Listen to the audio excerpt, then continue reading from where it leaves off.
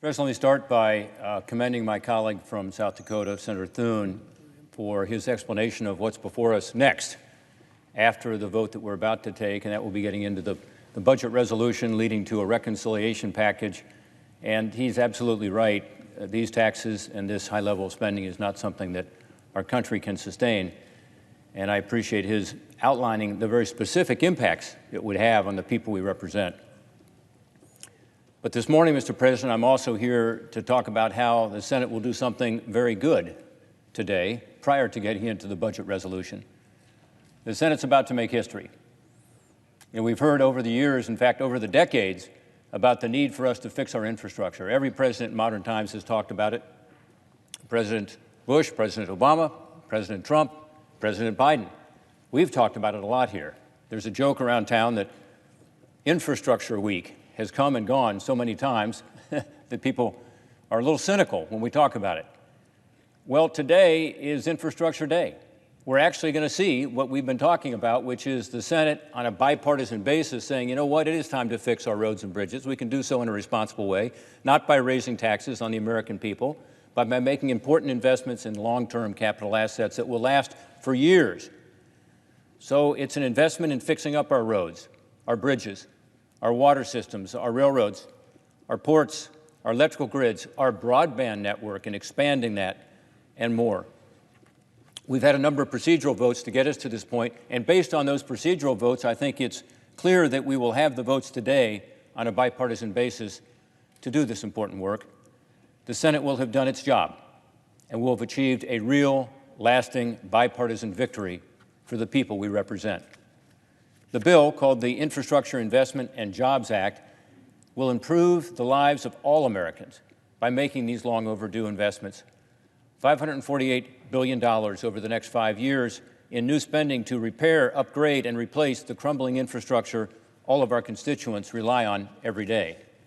That doesn't mean the money is going to be spent, by the way, over the next 5 years. It's authorized for that period. It'll be spent over the next 5, 10, 15, maybe 20 years on projects all over the country. We know we need this investment. The American Society of Civil Engineers gives our American infrastructure a grade of C-. They also project that our economy stands to lose more than $10 trillion in economic growth in GDP by 2039 should we fail to invest in repairs. There's an international organization that looks at all the countries in the world and says, who's got the best infrastructure and the worst? And by the way, we're number 13 or 14 in that list now. So many countries are ahead of us. China spends about 4 times more than we do on infrastructure as a percent of their GDP. Why? Because they know that'll make their economy more efficient, and they want to beat us in the economic fight that we have globally. We want to win. That's one reason this is so important. The American people, by the way, understand the need for this investment. In 2 of the more recent polls from CNBC and CBS News, 87% of the American people back bipartisan efforts to fix our roads, our bridges, our water systems. We know that this targeted long-term investment in core infrastructure is good for the economy. Building out hard assets makes us more competitive in the global economy. We'll create hundreds of thousands of good jobs for builders, plumbers, electrical engineers, coders, and so many other fields.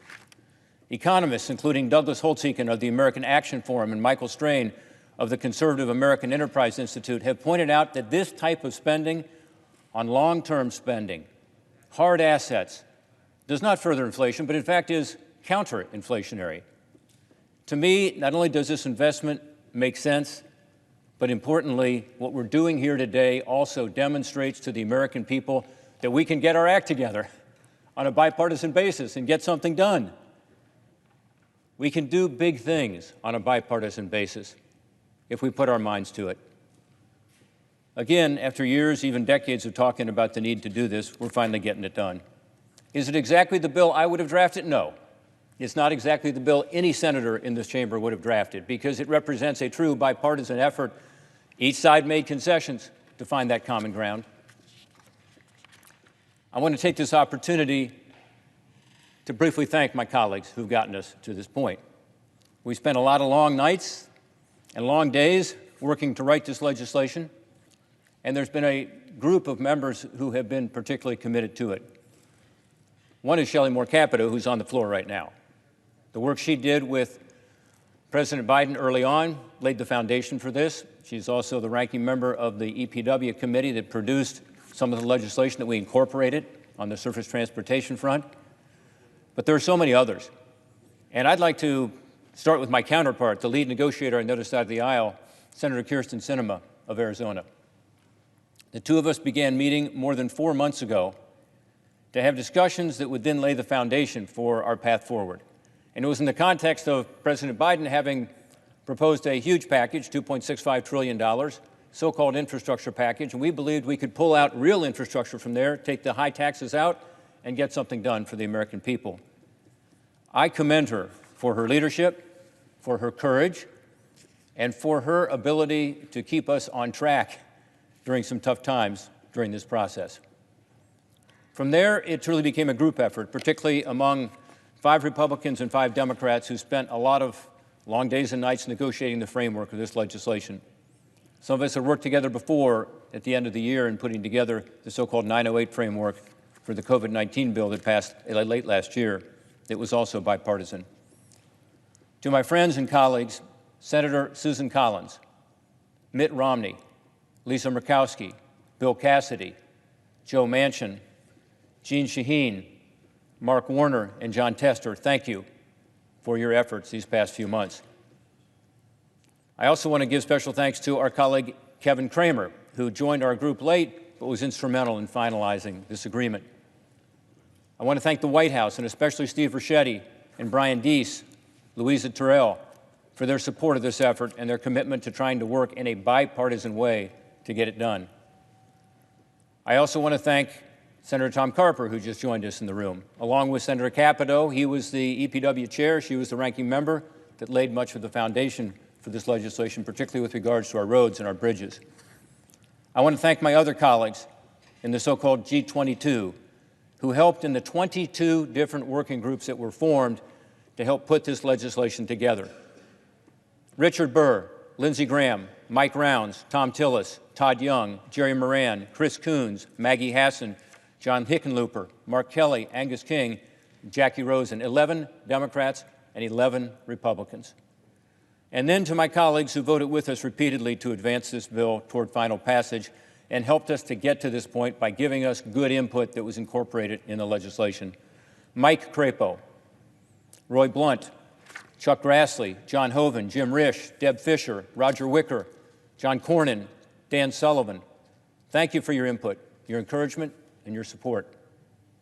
I want to give a particular thank you to my friend and colleague, our Republican leader, Senator Mitch McConnell. I want to thank him for his encouragement and his support throughout this process, for sticking his neck out. I know he's probably the only person as happy as I am in this chamber to see us move forward with this legislation that will help us find a long-term solution to a major bridge, the Brent Spence Bridge, that links our home states of Ohio and Kentucky. I want to thank the committee staffs who did so much to lay the groundwork for this legislation. About 73% of the pages in this final 2,700-page legislation are legislation that either passed the Senate or cleared committees in the Senate in this Congress, and that's a tribute to the quiet bipartisanship that goes on at the committee level every day that allows us to get these things done with the requisite knowledge and expertise. I also want to thank all of the nonpartisan staff here in the United States Senate for their work as well.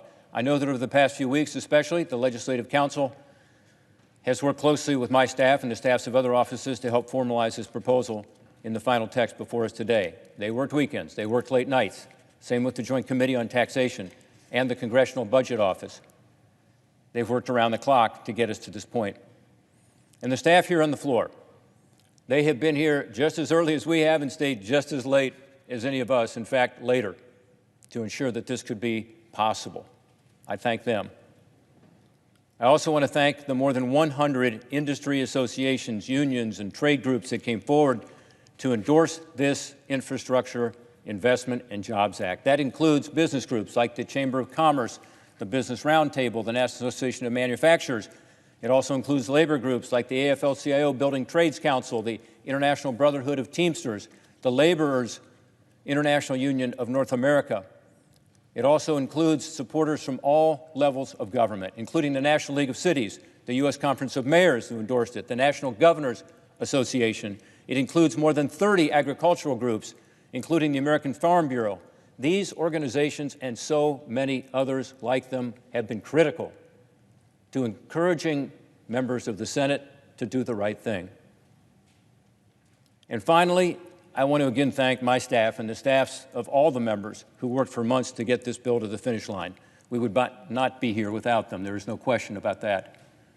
On a personal staff level, I want to thank Kevin Smith, Sarah Perry, Avery Pearson, Ann Gordon, Mike Sinecor, Lydia Dennis, Adeline Ewing, Connor Rabb, Connor Hinson, Kaylin Swihart, Matt Lloyd, and our entire comms team, Angie Youngin and Nate Denlow, Stephanie Mertz and Chris Mitchell. On my Homeland Security and Governmental Affairs staff, I want to thank Pam Thiessen, Amanda Neely, Sam Malopoulos, Kara Mumford, Trey Hicks, Liam McKenna, Jeff Post, and Emily Benavides. Again, we wouldn't be standing here and about to have this vote without them working their hearts out, staying late, getting in early, and ensuring that every single part of this bill has been looked over carefully to make sure we got it right. Everyone involved in this effort can be proud of what this body is achieving today. The Senate's doing its job. It's doing its job by helping the American people we represent through an historic investment in our nation's infrastructure that will serve the American people for decades to come. I yield the floor.